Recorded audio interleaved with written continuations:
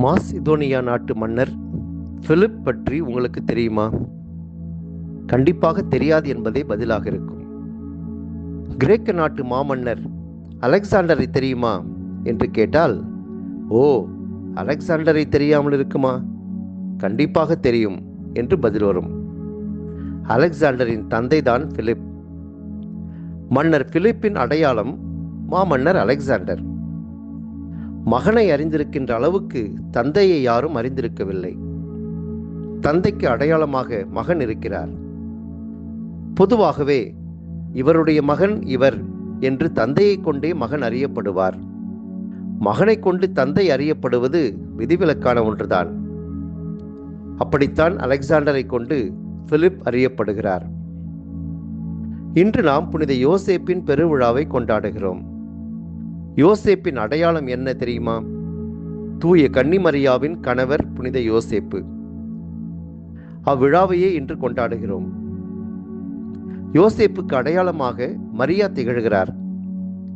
இயேசுவின் வளர்ப்பு தந்தை யோசேப்பு என்று சொல்லப்படும் போது மகனால் தந்தை அடையாளப்படுத்தப்படுகிறார். இதனால் யோசேப்பின் புகழோ மாட்சியோ குறைவதில்லை. கடவுளின் மீட்பு திட்டத்தில் உன்னதமான ஒரு பங்களிப்பை கடவுள் யோசேப்புக்கு கொடுக்கிறார். தனக்கு மன ஒப்பந்தம் செய்யப்பட்டிருந்த பெண் திருமணத்திற்கு முன்பே கருவுற்றிருந்த செய்தியை யோசேப்பு அறிந்தபோது மனக்கலக்கத்திற்கு உள்ளாகிறார்.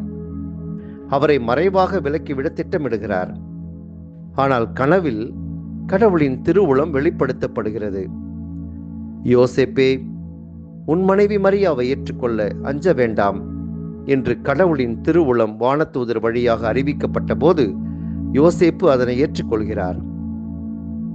யோசேப்பு தூக்கத்திலிருந்து விழித்தெழுந்து ஆண்டவரின் தூதர் தமக்கு பணித்தவாறே தம் மனைவியை ஏற்றுக்கொண்டார் என்று மத்தேயு அழகாக எழுதுகிறார். கடவுளின் திருவுளம் நேரில் வெளிப்படுத்தப்பட்டால் என்ன, கனவில் வெளிப்படுத்தப்பட்டால் என்ன, எப்படி இருப்பினும் கடவுளின் திருவுளம் மேன்மையானது, போற்றுதற்குரியது, பின்பற்றப்பட வேண்டியது என உணர்ந்து அதை செயல்படுத்த துணிகிறார். எல்லா நேரங்களிலும் கடவுளின் திருவுளம் கனவின் வழியாகவே அவருக்கு அறிவிக்கப்படுகிறது. யோசேப்பு பேசாமலேயே சிறப்பான செயல் வீரராக, கடவுளின் திருவுளத்தை நிறைவேற்றுபவராக அனைத்தையும் அப்படியே செய்கிறார். யோசேப்பின் சிறப்பு இதுவென்றோ? அவர் அமைதியாக கடவுளின் மீட்பு திட்டத்தில் பங்கேற்கிறார். அவரை நேர்மையாளர் என்று விவிலியம் அழைக்கிறது. என் முன்பாக உனது குடும்பமும் உனது அரசும் என்றும் உறுதியாக இருக்கும், உனது அரியணை என்றுமே நிலைத்திருக்கும் என்று இறைவாக்கினர் நாத்தான் வழியாக கடவுள் தாவீதுக்கு கொடுத்த வாக்குறுதியை யோசேப்பு வழியாக நிறைவேற்றுகிறார். யோசேப்பு தாவீதின் வழிமரபினர். 1870 ஆண்டு திருத்தந்தை 11ஆம் பயஸ் யோசேப்பை கத்தோலிக்க திரு அவையின் பாதுகாவலர் என்னும் சிறப்பு பட்டமளித்து அவருக்கு பெருமை சேர்த்தார். திரு அவையின் பாதுகாவலராக இருந்து திரு அவையை இறைவன் விரும்புகின்ற வழியில் அவருடைய திருவுளத்திற்கு ஏற்ப வழிநடத்தி கொண்டிருக்கின்றார். யோசேப்பு என்னும் பெயரில் மூவரை நாம் விவிலியத்தில் சந்திக்கின்றோம். பழைய ஏற்பாட்டு யோசேப்பு எகிப்தில் மிக உயர்ந்த பொறுப்பை பெறுகின்றார். அந்த நாட்டில் பஞ்சம் ஏற்பட்ட போது யோசேப்பிடம் செல்லுங்கள் என்ற வார்த்தைகள் எங்கும் எதிரொலித்தன. தன்னிடம் வந்தவர்களுக்கு உணவுப் பொருள்களை வழங்கி அவர்களை பஞ்சத்திலிருந்து யோசேப்பு பாதுகாத்தார். அரிமத்தியாவூர் யோசேப்பு புதிய ஏற்பாட்டில் இயேசுவின் உடலை அடக்கம் செய்ய பிலாத்திடம் அனுமதி பெற்று தனக்கென்று வைத்திருந்த கல்லறையில் அடக்கம் செய்கிறார். இப்படிப்பட்ட அன்பு நிறைந்த மனிதராக யோசேப்பு அறியப்படுகிறார். இவர்களிடம் இருந்த எல்லா நற்பண்புகளையும் தம்மிடம் கொண்டு மரியாவின் கணவராகவும் இயேசுவின் வளர்ப்பு தந்தையாகவும் அன்பு பணியாற்றியவர் புனித யோசேப்பு. தச்சு தொழில் செய்து குடும்பத்தை பேணி பாதுகாத்தார்.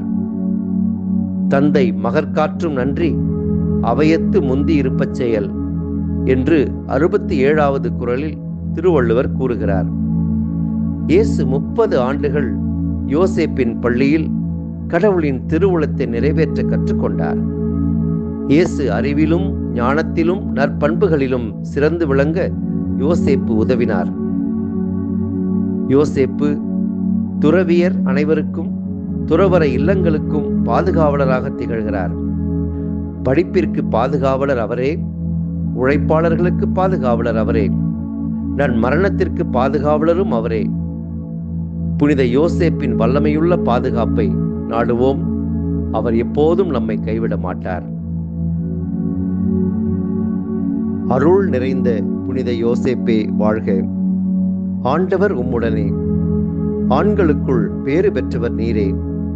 உம்முடைய வளர்ப்பு மகனாகிய இயேசுவும் ஆசி பெற்றவரே. புனித யோசேப்பே, மரியாவின் கணவரே, இயேசுவின் வளர்ப்பு தந்தையே, எங்களுக்காக இப்பொழுதும் எங்கள் இறப்பின் வேளையிலும் வேண்டிக் கொள்ளும். ஆமென்.